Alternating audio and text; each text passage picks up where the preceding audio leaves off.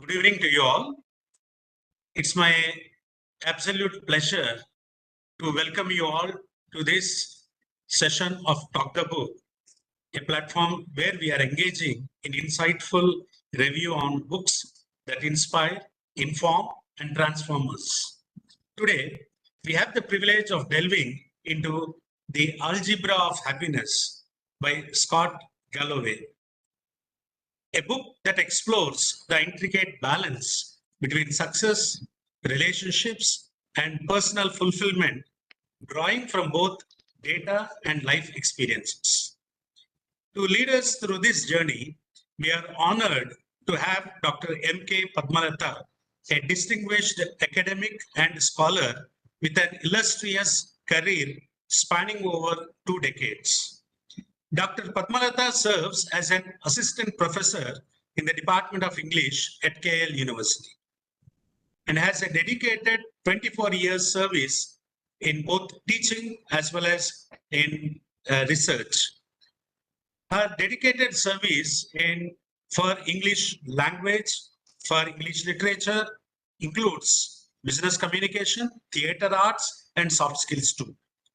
Her research, rooted in gender studies, diasporic writings, and post-colonial literature, reflects her keen insight into social narratives and human experiences, making her the perfect voice to unravel the lessons embedded in the algebra of happiness.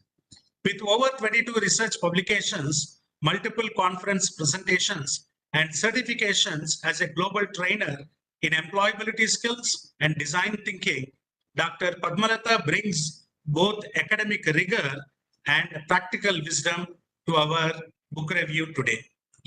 So, without further ado, let us welcome Dr. M.K. Padmalata to take us through her review of The Algebra of Happiness by Scott Galloway. Over to you, madam. Thank you so much, sir. Thank you so much for introducing me to the learned gathering. Good afternoon, one and all, ladies and gentlemen, and the learned colleagues and academic fraternity. Thank you very much for giving me this opportunity to share my views about what Scott Galloway has to say about happiness. And I'm indeed delighted this afternoon to be part of the academic of AP State Council of Higher Education in bringing back to limelight the dying habit of book reading. Thank you very much, sir. Thank you very much, Srirangam, sir, for making me part of such a great endeavor, and thank you for introducing me to the gathering. So, right away, let me tell the academic gathering this afternoon that I'm going to talk about the insights and the themes discussed by Scott Galloway in his book, The Algebra of Happiness. This book is an intersection of personal fulfillment, relationships, and success, and it is really a thought-provoking. Now, the relevance of why I have selected this book goes like this. In the contemporary times, where everyone has everything and everything is available for everyone, only thing missing is happiness. Happiness is not having everything, but having the feeling of fulfillment. This is what I have felt as missing in many of the contemporary lives. And so this gap, which I have observed in everyone's life, has drew my attention towards this book called The Algebra of Happiness. This book, in fact, discusses about what are the factors, what are the choices one has to make, what are the things one has to leave about, and what are the things one has to take in order to become happy. Next, the title. The title of this book is actually very catchy and intriguing at the same time. The word, the algebra, is a highly mysterious word, and this is related to mathematical equations and the language of numbers.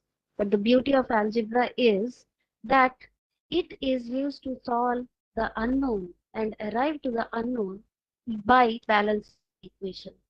Here, Scott Galloway uses the word algebra as a metaphor in his quest for happiness, where he discusses about several important considerations and the uh, the kind of things which one has to trade off or give away in order to become happy and balance the life. Happiness, being wealthy, and having everything is not true happiness. He tries to sort out what the equation of happiness is by letting us know what are the different ways to balance the equation of life, just like we can or we balance the equations in mathematics using algebraic formulae. Now coming to introduction to the author. Scott Galloway is a professor working in New York's Stern School of Business, and he's a successful entrepreneur as well. He's an acclaimed public thinker. He's one who candidly expresses his own opinions, discusses them, and brings out to the root causes of various phenomena that give happiness or that deprive happiness to human beings in this book. Apart from that, he makes use of number of anecdotes from his own life, his psychological research, his experience as an entrepreneur, as a professor, and he makes use of a lot of data-driven insights to expedite the different ways to attain happiness. Now, once we start getting into the book, let me discuss the various key insights and key themes which Scott Galloway has to put across as the various methods in which we can arrive to happiness or answer the equation of our life. The first key insight which Galloway tries to speak is about money and success. In his initial days of career, he was taken away by the popular notion that money is success and success gives happiness. He believed in it so strongly that he put his hard-earned money, all hard-earned till the last penny, into his startup. He worked passionately, but things did not fall into place, and very soon the startup has to shut down, and that a lot of disturbance in his life. He was totally disoriented, he was emotionally and physically down. And this was the time when he realized that financial strength is one source which opens the opportunities, but this is not the ultimate happiness. Here, he quotes that money is the fuel to engine of happiness, but money is not the engine itself. Further, he also tells us that many times we are caught up in the maze of materialism, where we compare our success with the external markers of success and we lose our self-worth. Caught in the maze of external markers, we forget what is that truly gives us happiness, and we think that money gives happiness. So he want to clearly differentiate between money and success, success and happiness, and money and happiness. And we want to make the readers understand that not always and not everyone money is success. And he says that the idea that more money is equal to more happiness is a lie. He uses this from his own life's experience. And he says, I had money, I had success, and yes, I was empty. For this, he shares one of the experiences from his life where he was ultra rich. His next venture became highly successful, and he had everything to afford in the world. All the luxurious things were in his pocket, and he was able to afford all the luxurious hotels, the marble uh, things, the green plush gardens, whatnot, everything. But he was empty and lonely for himself. This was the occasion when he really realizes that money and success are not interlinked, and money is not the only source that is going to give happiness. So he says that every one of us have to work, and as we work, we should find a greater purpose in our life. and money should not be the limitation. He says, even in our personal lives, even in our professional lives, we have to go to an extent to find a greater purpose that is going to give us the sustainable happiness. Now, moving on to the second insight, he talks about importance of relationships in deriving happiness. Here, he says that relationships are the foundation of happiness. And he says that all the material things in the world can give you the temporary happiness, but what mentors you and what gives you the long-term happiness relationship. Here, he quotes about his relationship with his mother, and he tells a story where his mother, being a single parent, has brought him up with a lot of. She was a very hard worker and had to put a lot of efforts to make what the ends meet. Yet, she was a person who was always happy and did not leave any single occasion to celebrate and make the moments memories. It was from her that he learned the value of hard work, he learned the value of enjoying the moment, and he also always cherished the kind of support his mother has given in his later time when he was really down, being a failure in his career, and felt lonely and ill. This was the time when his mother has really mentored him to find the real happiness. She was the backbone, according to him, who made him make himself, tailor-made himself, customize himself, orient himself number of times whenever he wanted to readjust and revisit his life. So he says that wealth and success are nice to have, but they don't make up for one thing that really those are relationships. And in the same context, he also talks about his strained relationships with his father. And he never understood why his father was distant from him, and this absence of fatherly figure always shattered his confidence. That made him an introvert, and he was not really confident moving around, feeling the fear of questions about his father. But the moment he realized that the missing father figure was compensated by his mother and her courage and her guidance, and how she was the provider of the house, how she was going to maintain the basic harmony of the house, both as a mother, as a realizing that bothering about something which is not with him is also toxic. So he says that relationships really matter, and he always recollects the supportive relationship he had with his mother. And he finally puts across to the readers that positive and supportive relationships play a foundational role in everyone's long-term happiness. So, the second point that he puts across is the significance of relationships and their role in finding happiness in one's life. Another significant factor that helps attain happiness, according to Galloway, is embracing failure in everyone's stride and utilize it as an experience for growth and self-improvement.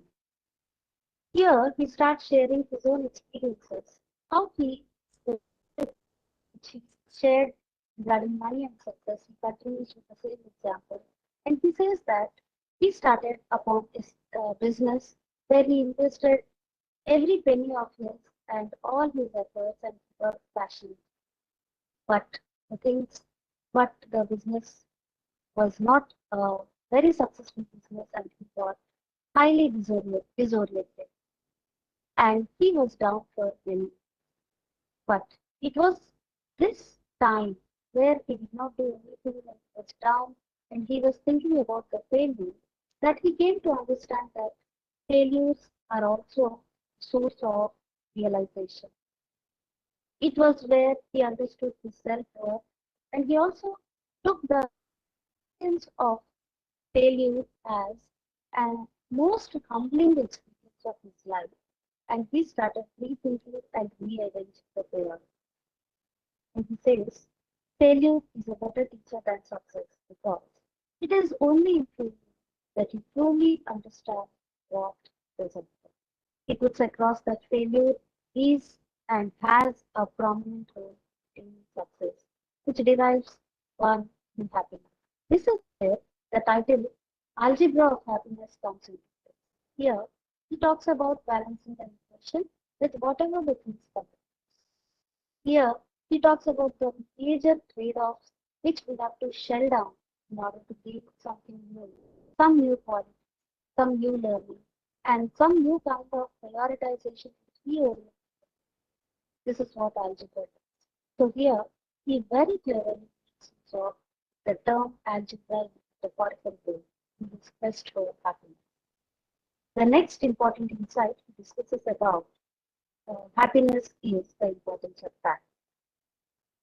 Galloway, in the book Algebra of Happiness, talks about the relationship between time and happiness.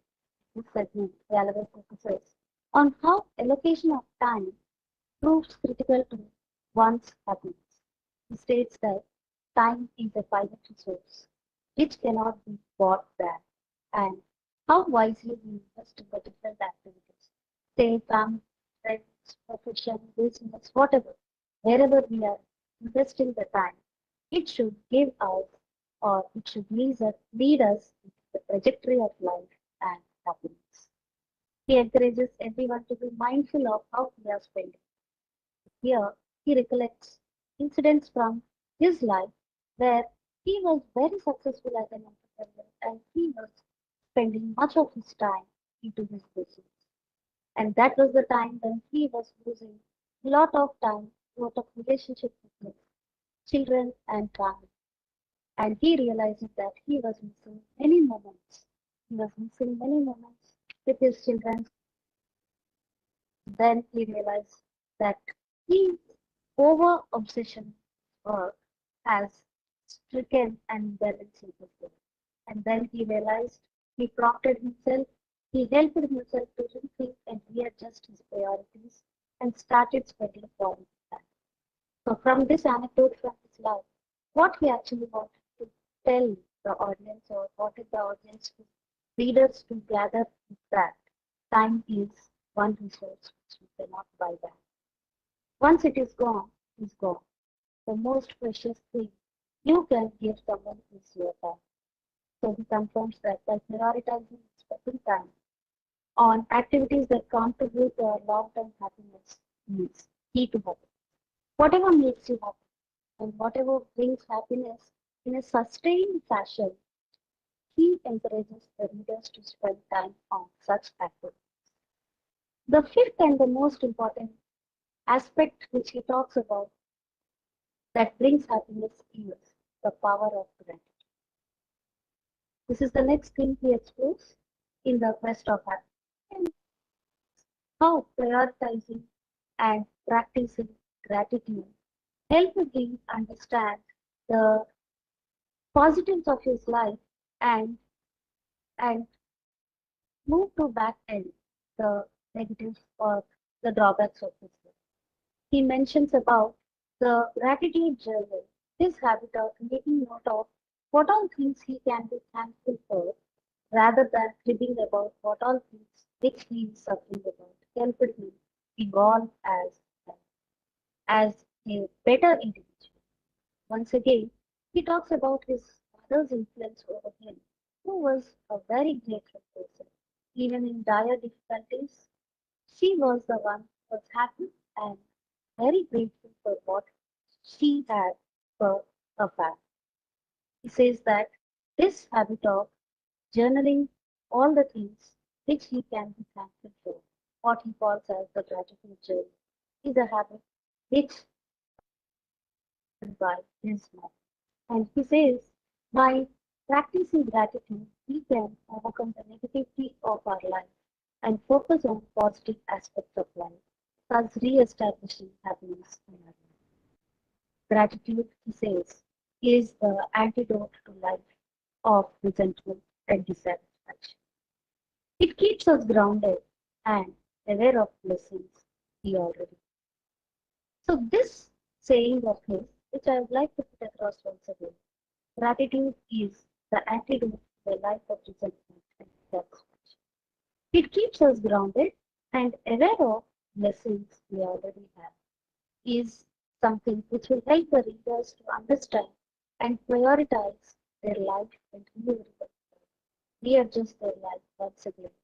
Being grateful, expressing gratitude is something which spreads a positive energy around us and which helps us actually to build in the spirit to be resilient and bounce back with increased enthusiasm and energy towards the life.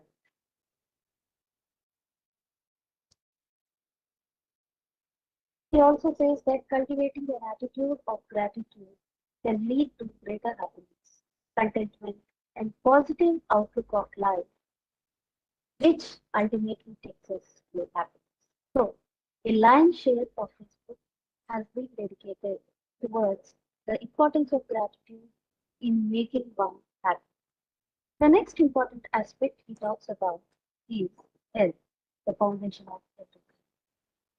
So, in his quest for happiness, by now, Galloway talks about many things like money and success, relationships, gratitude, success, failure. Now he talks about it. What all things he previously has talked about, like money, happiness, success, failure, our approach towards them, and sense of gratitude, the good use of a positive use, a wise use of time which we have in life. All these things, according to Galloway, has good impact on our health. He talks about how we divide our life into different aspects, how much time we are spending on each aspect of our life. He talks about balancing the various activities of our life. And he says the kind of importance we give for material success is very temporary when health is lost. He says that both the physical health and mental health has a lot of impact on personal well-being. And he discusses about how the deterioration of his health, both physical and mental health, has an eye opener for him. And this is where he started to think about work-life balance. Here he starts discussing about those days in his life where he was too much engulfed in his professional life, spending too much of time in his business, and he has caught up with certain unhealthy habits, unhealthy food habits, the hours together sitting for business meeting, and he lot no exercises, and this was the phase where he also put on lot of. He was professionally successful, he was successful financially, but there was something he was not feeling good about. For a long time, he thinks, he ponders, but he was not able to understand what is that he was not able to feel good about. Then he realized that he was not able to cherish or enjoy the things because he was not feeling healthy. Here, gives a wonderful definition of health, and he says, health is not absence of disease, the ability to take on life, still heal. So, he talks about the significance of health, and he says that both physical health, mental health are foundation for happiness. He continuously reiterates that in our race for material success, which is an external marker, financial success, which is very temporary. We are losing our health. So, through this anecdote of his own, through his own experience, he's warning the readers to check how people are bothered about their health, whether they are really focusing on their health or not. And he reiterates the significance of physical health, mental health, both which are foundation for the well-being, and only those individuals who are truly well in their mind and heart and body can feel good about anything around them. And that is, according to Galloway, the fundamental of happiness. So in this quest for happiness, Scott Galloway in this book the Algebra of Happiness, talks about how technology is adding or distracting us from happiness. He once again dedicates a large portion of his book to address the role of technology in our lives. He acknowledges the benefits of technology, and he also talks about the negative impact of the well-being of. He talks about how technology keeps on bombarding information onto us, how unknowingly we fall into the pressure of comparison and the addictive nature of social media. Here, he talks about the pressure of comparison, which we unknowingly become prey of when we come across technology and we are continuously on connection with the technological world or the world. He talks about a concept called as repetitive form. The moment I have everything inside me, outside me, around me, I'm very happy. But the moment I see other people, their things, their lives on social media through technology, I start comparing and I feel puny in comparison to them. This, he says, has a serious impact on the mental well-being of people. This is what he says as relative worth. As individuals, no one is worth according to them, but only when we start comparing, and these comparisons have come deep into our lives because of technology and social media, according to Galloway. He states that his own distress created due to too much attachment of technology has taken hold of his head. Here, he quotes an anecdote from his years of entrepreneurial success, where he was so keen to be on, he was so keen to continue the streak of his success, and he was always intended to be connected, and he always wanted to update his mails and inboxes, because of which he was always in technology, he was connected. But what he understood was that his frequent connection or uninterrupted connection with emails or boxes could not add any new advantage, rather created burnout and stress.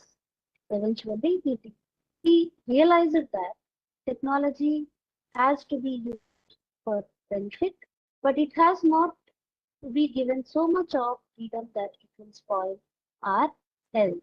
And for this, he says that technology is like a fire, useful when controlled, dangerous when checked. In our pursuit of convenience, we have allowed it to creep into every aspect of life, eroding the things that truly. He talks about his own corrective measures he took in his life and that he deliberately set boundaries of how much of technology and how much of his time he's putting in his interface with the technology.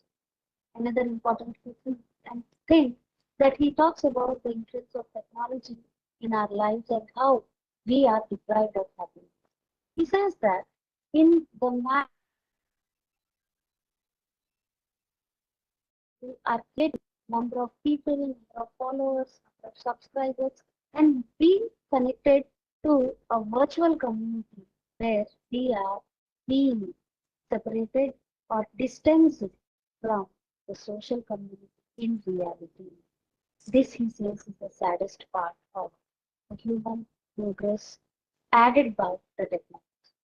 He sums up that while technology is the key to set the new benchmarks for success, here people have to prioritize how much of technology they are going to use and have to establish the real world relationships in synonymous to the digital world relationships, or the real world relationships have to be better than the digital relationships, because it says digital distractions really take a toll of the happiness.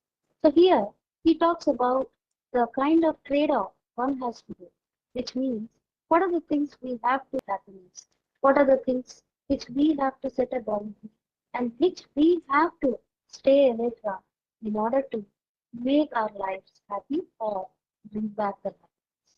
Once again, this is where the title Algebra of Happiness comes into place and becomes real. So just like algebra is all about balancing the equation, adding something here, minusing something, removing something on the other side of the equation to attain or the balance the equation. In the same way, here he talks about various key insights and aspects that is going to invite happiness. In order to sustain the happiness, he says that there are certain things which we have to show off or we have to set strict boundaries. Technology is one among them. Next, the next aspect he talks about is the dichotomy of happiness and sorrow. As he goes on sharing the experiences of his life, he talks about the times where he felt that success and happiness are synonymous to each other, and he felt success of all terms, financial, material, social, all these things are going to make you happy. This book, he talks about the tension between happiness and success. He recollects that we people have been taught that success should be always something which is going to lead into happiness. But he recollects that it is not necessarily always. It is not necessarily always that we are successful, but we are happy. Happiness is not the inevitable outcome of success or achievement. He says that many times happiness is derived from what we want to do, but the external markers, the social markers, the comparisons, other things distort what actually our vision is, and we run after achieving those external markers or the benchmark set by the society in order to keep ourselves successful. He quotes from his own life a stage when he was extremely successful, chasing external measures of success like money, fame, status, but from inside there was no sense of satisfaction with him, and he felt a lot of loneliness and empty. Here, he realized that happiness and success are two different things. They are dichotomies. They are not related to each other. They are separate entities. But it was wrongly taught to us, or it was wrongly understood by the people that you are successful, you can be happy, or in order to be happy, you have to be successful. Here, once again, it stresses on what success is. Success for each individual is different. For some, success would be peace. For some, success would be social status. For some, success would be financial success. But when we start measuring our self-worth from the parameters or the rubrics of others, our happiness is lost and only we stand successful. So here it is. We often confuse success with happiness, but the truth is, success and happiness are distinct concepts. You can be successful and miserable at the same time. You can be happy, but may not be successful in what the society thinks for or measures. So this wonderful aspect which Scott Galloway talks about this book, The Algebra of Happiness, about the dichotomy of happiness and success is real eye-opener. So this is where all the readers or all those who are listening to the review of the book has to stop and think whether the markers of success which we have set for ourselves, which we have made them as the short-term goals, long-term goals, or the vision for our life, is it that something giving us happiness? Because the book is an answer for all those who are searching for happiness. When the short-term, long-term vision or goals is not giving us happiness, this is the time when we have to readjust, reorient, and reframe our priorities till we understand what is success for us and what is that giving happiness. He clearly mentions both are dichotomous. There is no initial feeling or that. So here he spends much of his pages in the book to make the readers understand how success and happiness are different from each other. The next key aspect which he talks about is building the legacy of impact. Here he talks about the happiness or the importance of leaving the legacy that transcends individual.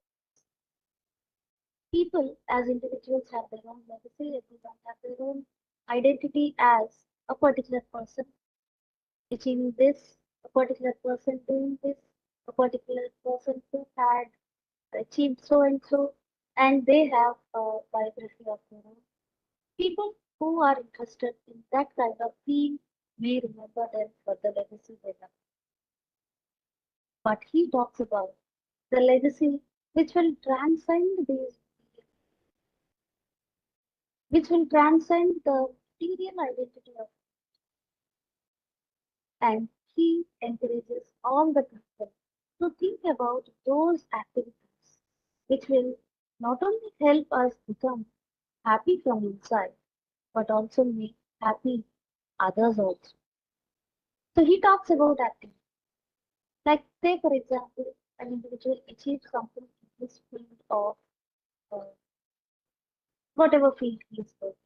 He will be happy. He is the only one. Say for example, a businessman would achieve a financial success. He is the one who is happy because his profits are. Say for example, a student achieves good grades in his exams and he completes a particular course. He is the only one who is happy for his achievement. And these people are going to leave a legacy in the annals of the history only as those people made themselves happy by their own achievement. But he talks about transcending this trap of material achievements or making ourselves happy through materialism. And he talks about leaving behind a legacy by making others happy. He talks about creating a legacy of impact, impact on other lives.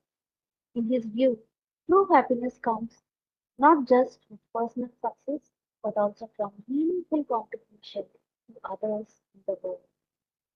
In this penultimate section of his book, he discusses how contributing to a greater good brings a deeper sense of fulfillment, leading to happiness. Here, he underlines and stress on the habit of giving away. That can be a time which we can spend with others. That can be something which we have and we have prolifically, we have profusely, which others would like, or a small smile, or a kind of camaraderie, empathy, and emotional support, or whatever a person needs. This is what he says. People create impact in others' lives. He wants all the readers to transcend the boundaries of self throughout our lives. We have been endeavoring to create impact on our own life and make our biodata or biography longer and stronger. But he wants us to stop this rat race and he wants us to think about whether all these material successes or personal successes are actually universal. He wants to tell us that our people can derive happiness by giving to others what they actually have. And he also adds a note that when we give to others the emotional part of our life, we are actually growing rich, not growing poor.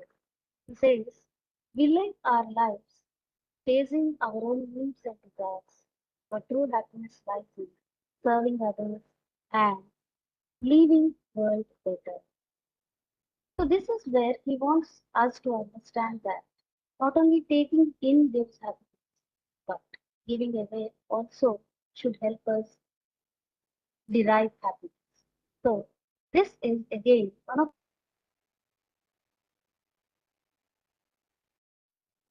you we are to get something to become happy.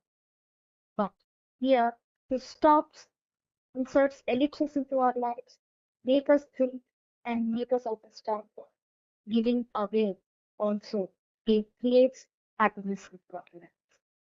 So till now, he was going on talking about many important aspects of what we say as the significant aspects of this book, which will lead into the journey of happiness or into the journey they can navigate into those niches of life which they would have left untouched or those nooks and corners of their life and habits which they would have overlooked. The last but not the least aspect which he discussed in the book called The Algebra of Happiness is self and meaning. He explores self-worth and its relation with internal fulfillment rather than external validation. He spends much of the pages in this section talking about how external validation takes a toll on our life, our priorities, our professional achievements, and our emotional health and work-life balance. Though the list looks long, it is not exhaustive. We have our limits. Many times, he says, people work harder and harder only for the validation to get from external sources, which creates stress and burden. He wants us to understand what the real self-worth. He wants to understand what is that we want to work for. Not all will have the same set of goals. Not all will have the same set of outcome goals from a particular work or particular task they will have taken. He clearly analyzes how is that our self-worth is getting ambushed by the network.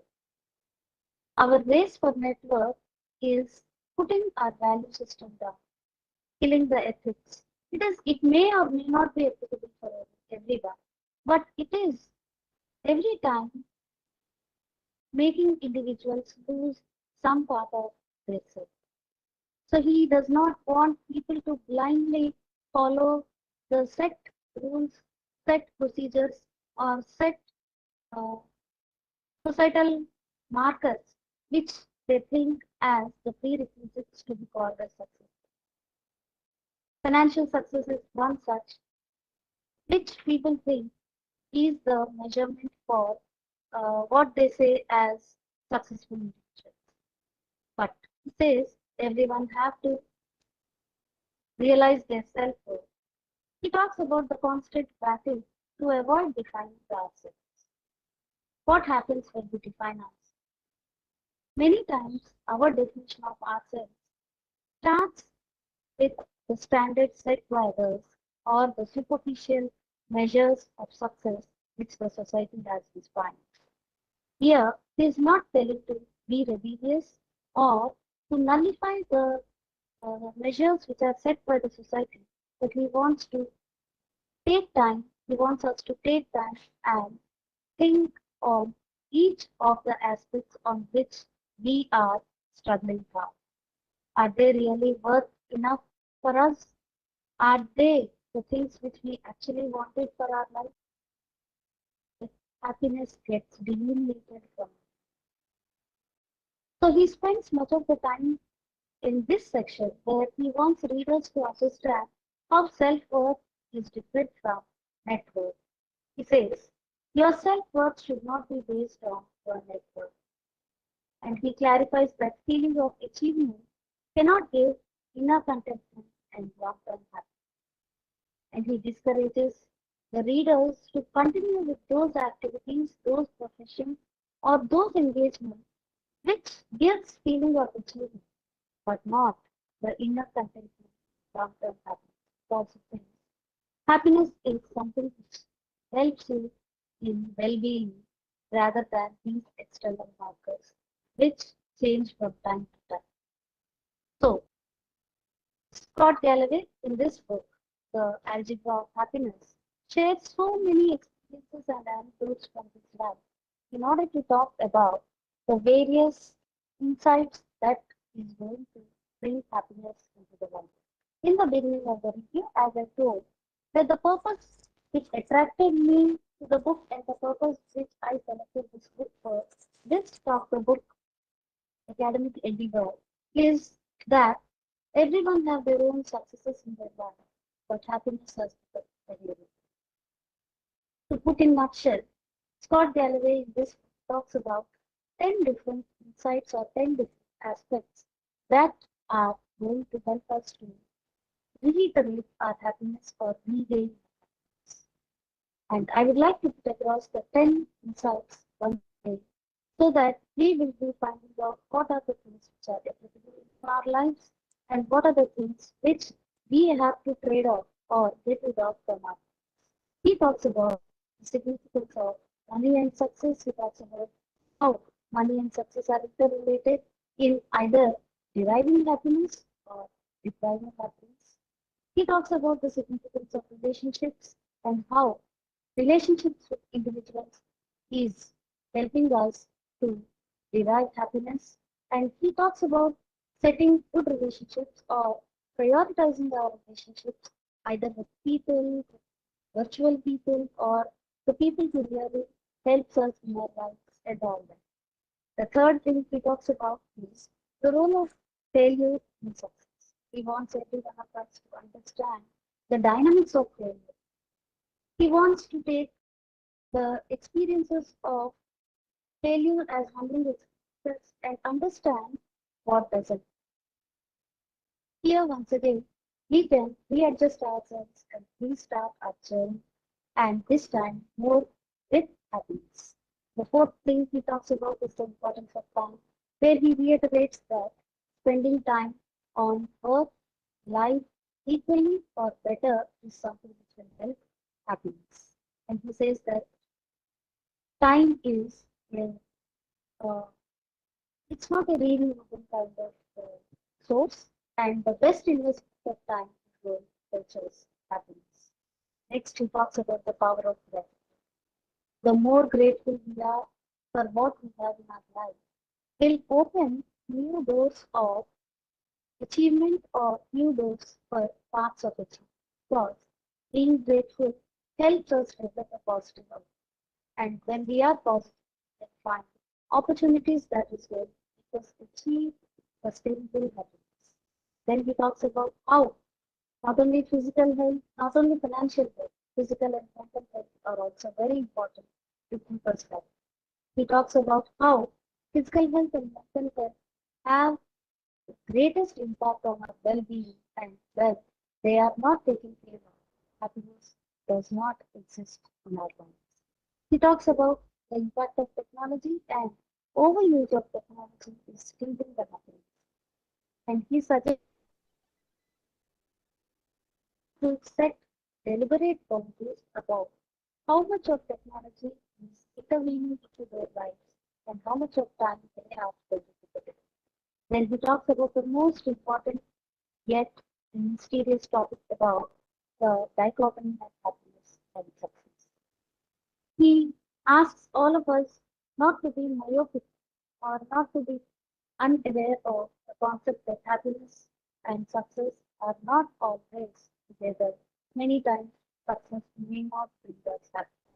So he encourages the readers to find out what really gives them happiness and not get the rush of external success or the societal pressures in order to prove that we are successful and don't crave for external validation. Finally, he talks about the building legacy of impact, where he wants us not only to take things in to become happy, but also encourages us to give things away what we have to do in order to make ourselves happy by seeing others. Here he talks about sharing our time, sharing our emotions, giving emotional support to others, or giving things which are with us and which others need will really create a legacy of impact because you are making others happy, which in turn will make you happy. Finally, he talks about self-worth and meaning. He asks or he humbly appeals to all the readers that we are the ones who have to decide ourselves. We are not going to work for external validation. This is where we are. And these are the 10 key aspects, apart from many other small and big topics. These are the 10 key aspects which Scott Galloway wanted to talk about in this book called as The Algebra of Happiness. In essence, the Algebra of Happiness is a pragmatic guide to navigate the complexities of life. It encourages us to think critically about choices, prioritizing relationships, and investing in developing resilience. This book is, at its core, a search for meaning. Galloway uses real life experience, both good and bad, to thrive and find a that lead to meaningful and happy life. Throughout the book, Galloway challenges a conventional notion of success and happiness, and he wants to include in the various aspects which he has discussed and wants the readers to be thoughtful to implement some of these things in order to find their happiness. So, this review of the book called The Algebra of Happiness can truly transform our lives, help us retune ourselves, readjust ourselves, reorient ourselves so that we can be happy. What all endeavors we do, and we will not miss out this essence of happiness in our life. Thank you, Andhra Pradesh State Council of Higher Education and Dr. Srirangan sir. Thank you very much for giving me this opportunity. Over to you. Thank you, Dr. Padmalata Garu, for such an engaging and thought-provoking review of the algebra of happiness. Your insights have truly enriched our understanding of Scott Galloway's reflections on success, love, and personal growth. Your review has taught us that happiness is not a fixed formula, but a combination of intentional choices, prioritizing relationship over work, embracing setbacks as part of growth, and recognizing that success is not just about financial wealth but about a life well lived. As we wrap up today's session, I extend my heartfelt gratitude to Dr. Padmalata Garu for sharing her expertise and to all of you for being with us. May this book review inspire us to all the rethink our own definitions of happiness and success. Thank you once again, and I look forward to seeing you at our next Talk the Book session next Friday with a Telugu book review. Thank you all. Thank you so much for giving me this opportunity. Thank you, ma'am.